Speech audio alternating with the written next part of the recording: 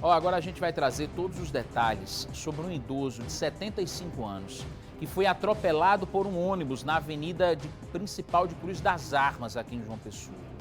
Ele foi socorrido e encaminhado para o Hospital de Trauma aqui da capital, de onde fala ao vivo David Martins. Ele deu uma carreira até lá para trazer para a gente a informação principal que todo mundo quer saber, David. Como é que esse senhor está nesse momento? Ele está se recuperando? Qual o estado de saúde dele? E como é que danado aconteceu esse acidente? David, boa tarde.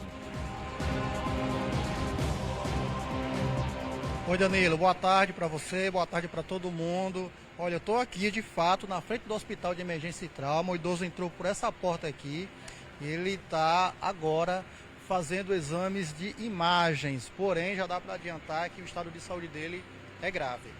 Afinal de contas, meu amigo, o ônibus passou com uma das rodas por cima dele 2 vezes. Eu vou explicar como isso aconteceu. O ônibus estava parado, tinha parado lá em um ponto de ônibus para desembarcar e embarcar passageiros. Esse idoso estava do outro lado da Avenida Cruz das Armas, então provavelmente era o ônibus que ele queria pegar. Aí ele resolveu atravessar a pista correndo e foi pela parte da frente, bem rente à carenagem, sabe, do ônibus. Como o veículo é alto, então o motorista não viu ele passando ao lado. A imagem está aí. A imagem mostra o momento em que ele empurra, né, ele bate no idoso que passa rente à estrutura do ônibus.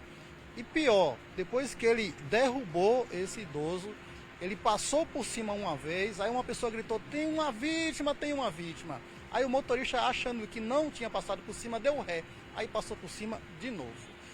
Equipes do SAMU estiveram no local, estabilizaram esse paciente no local. Pela idade, é um paciente que se agrava com mais facilidade, porém, a equipe do SAMU trouxe ele para o hospital com vida.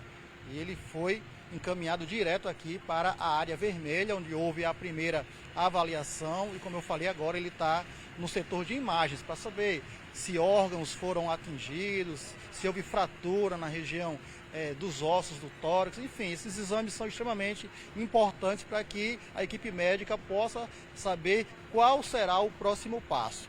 Durante o acidente, quem gritou para esse motorista que tinha uma vítima foi uma pessoa que estava em uma das lojas lá, é uma região onde tem muito comércio, e ele conversou com a nossa equipe, contou tudo o que ele viu. Põe no ar. O motorista vinha sentido bairro, certo? Pois o mesmo parou para embarcar um passageiro. No que ele estava parado, um senhor estava do outro lado. Ele estava apressado para pegar o ônibus para ir na Feira do Edizeiro. Assim ele me contou que eu dei toda a assistência e o apoio a ele. Quando ele passou, foi na hora que o motorista ia saindo, em localidade ao centro, aliás ao terminal, quando o senhor passou e tombou no ônibus, após a saída. Ele caiu embaixo do veículo.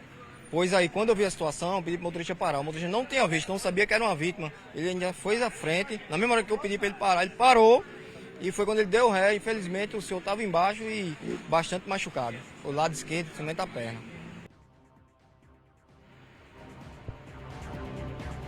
Bom, é importante ressaltar que o motorista do ônibus ficou no local o tempo todinho, acompanhou o atendimento do SAMU. Quando nós chegamos lá, uma equipe da Polícia Militar, também uma guarnição da Polícia Militar, estava lá fazendo a medição, porque quando há acidente, quando não tem morte, quem faz esse levantamento no local é a Polícia Militar. Exemplo, se tivesse morrido alguém no local, aí quem iria era o IPC, o Instituto de Polícia Científica. Nesse caso é a PM mesmo.